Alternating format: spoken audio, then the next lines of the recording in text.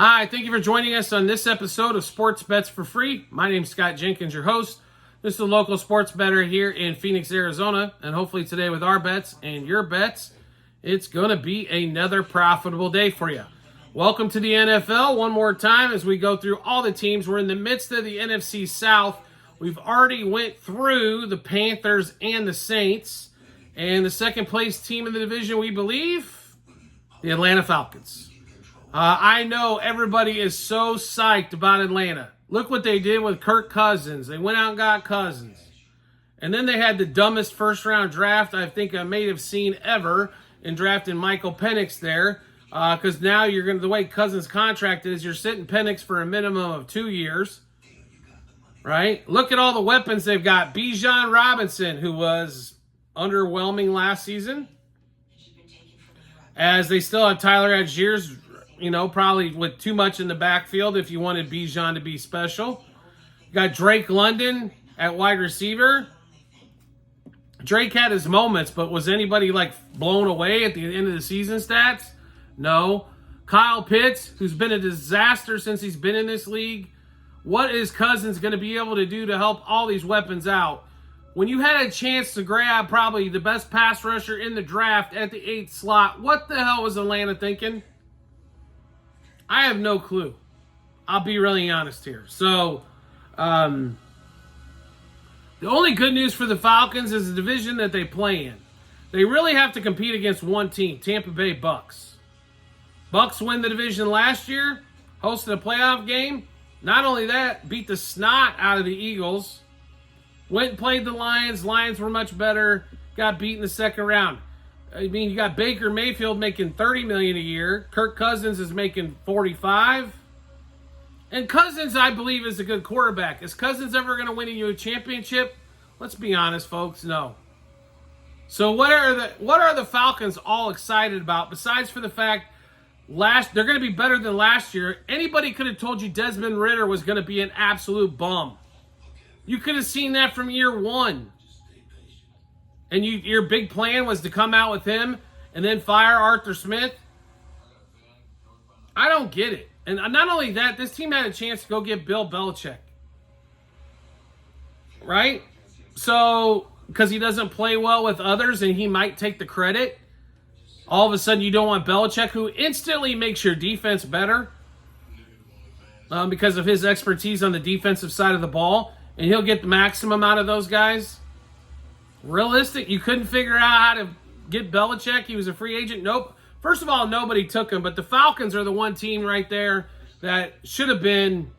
That defense is kind of set up for him. Then you draft Dallas Turner like you're supposed to, right? A.J. Terrell, who, if stays healthy, one of the best corners in the league.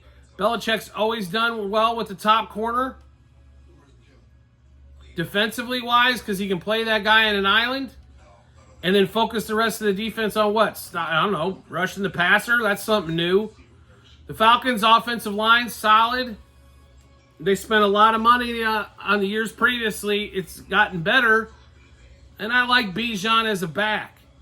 But you can't, I do not understand what the hell they're doing. Nor do I think they understand what the hell they're doing most of the time. It's a shame, because you're going to see some guys that do have some talent, like Bijan Robinson, Drake London. Kyle Pitts, I don't know if there's any help for Pitts. He's been screwed up so much since he got into this damn team. I don't know if there's any hope for him besides to get the hell out of Atlanta and go to a competent organization. I like watching Arthur Blank's Mr. Home Depot as much as anybody. I think, but unfortunately, he has he's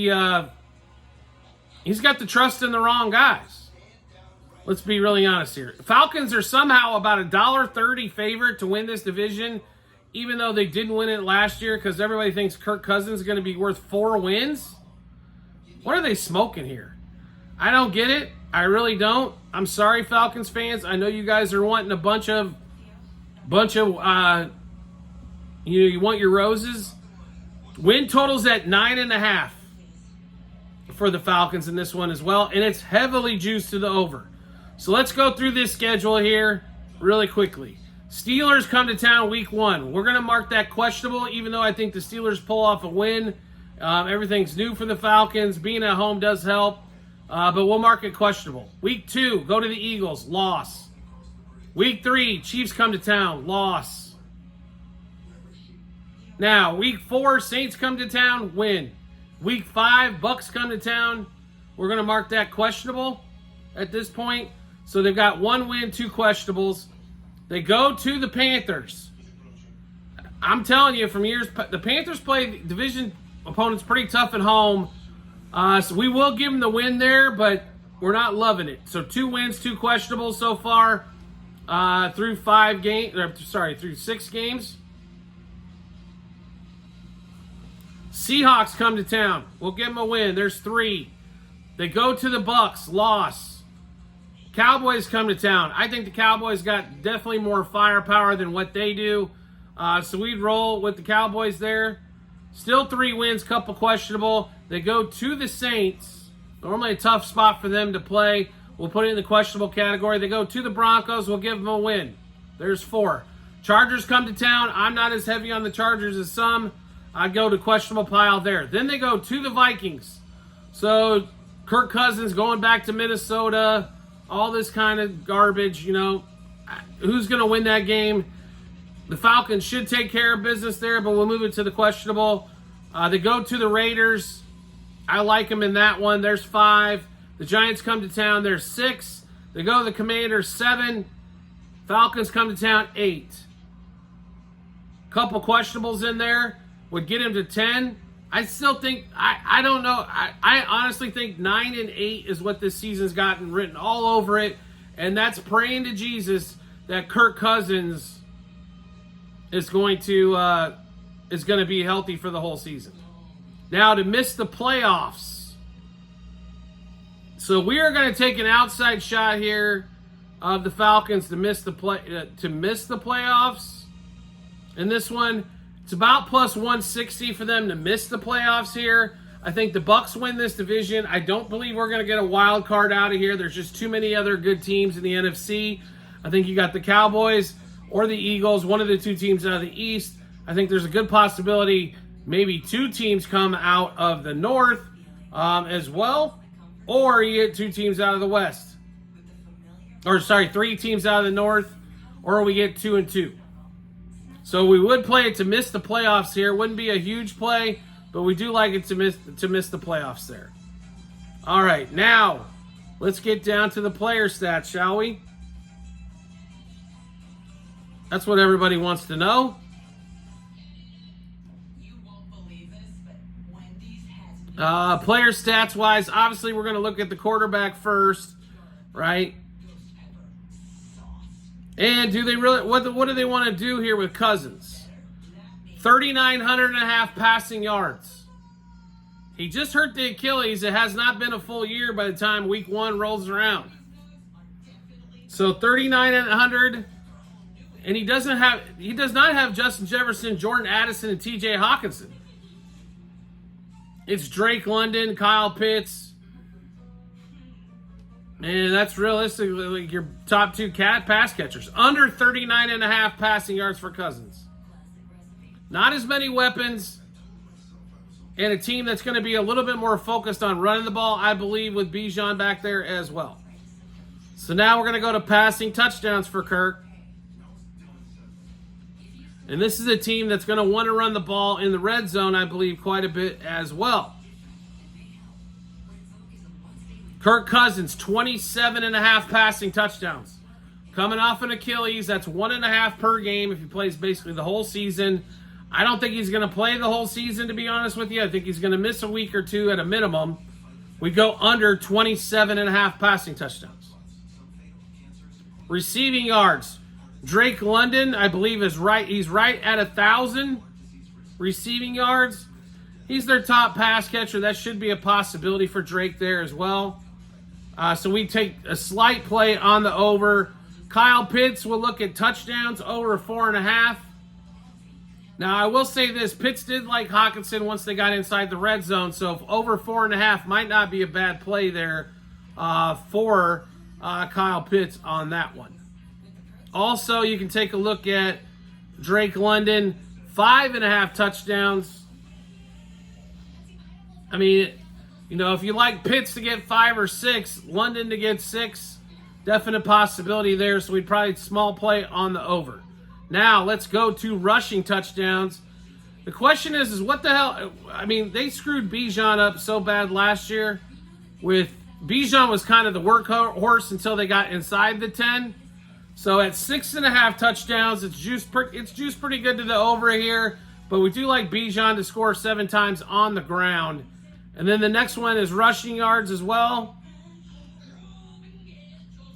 We'll take a look at Bijan one more time in the rushing department. Oh, I thought we were going to look at Bijan in the rushing department. Let's see here. Bijan right at 1,000 yards. I think you got to take the over in this one as well. So as we roll down the Falcons, 9.5 win total. We do like the under. To miss the playoffs at almost plus 160. Kirk Cousins under 39.5 passing yards. Kirk Cousins under 27.5 touchdowns. Drake London at 1,000 yards, maybe barely to the over there. Pitts at 5+ touchdowns. We also like London at 6+ touchdowns. Bijan at 1,000 yards, over there for rushing, and 7+ touchdowns for Bijan. They should be able to put up some points. If Cousins is healthy, is going to be the caveat as well. I hope he is. I think it'd be interesting to see if that's all they really needed was a quarterback. I think we're going to find out that they needed more than that, especially on the defensive side of the ball. But we shall see. All right, so obviously we just made a lot of plays. How do you get a chance to look at those bets? Really simple to do. It's our Google Sheets. You're going to find it in multiple spots online, TikTok and YouTube channel pages, as well at the end of every episode on YouTube. It is docs.google.com/spreadsheet, bunch of other stuff behind it. Click on that link. Go to football 24-25 season and scroll just a little bit down. You'll be able to see all the season-long bets that we've made there. You'll be able to see the bet itself, what juice we got it at, how many units we wagered, also what book we placed it at. Then once everything's done, obviously the result. You want to make life easy to find us. All you have to do is hit that follow or subscribe tab, depending on what social media platform you're watching us on. We will show up in your follower subscriptions tab when we drop new episodes like this. We do drop episodes basically daily all season long. So make sure you are following along. Make sure you're following or subscribing so you can get all of this action that we're giving to you. Want to make life even easier to find us than that? That's really simple to do. Turn on those notifications for the social media platform you're watching us on. You'll get a notification sent to your phone or device as well that we dropped a new episode of bets. That'll give you plenty of time to match us up with your bets and give you the ton of confidence you need heading to the betting app or betting window. Also, one more thing. Do you want promo bonus bets? We've got those for you in spades as well. Make sure it is also three same spots, TikTok, YouTube channel pages, and also at the end of every episode on YouTube, it's bit.ly/sportsbets for free-BH. Clicking that link, it automatically default to the state that you are in and give you all the partners that we have available in your area for you to get some bonus promo bets as well by signing up with them. We do appreciate everybody's support as always, and we look forward to seeing you on the next episode.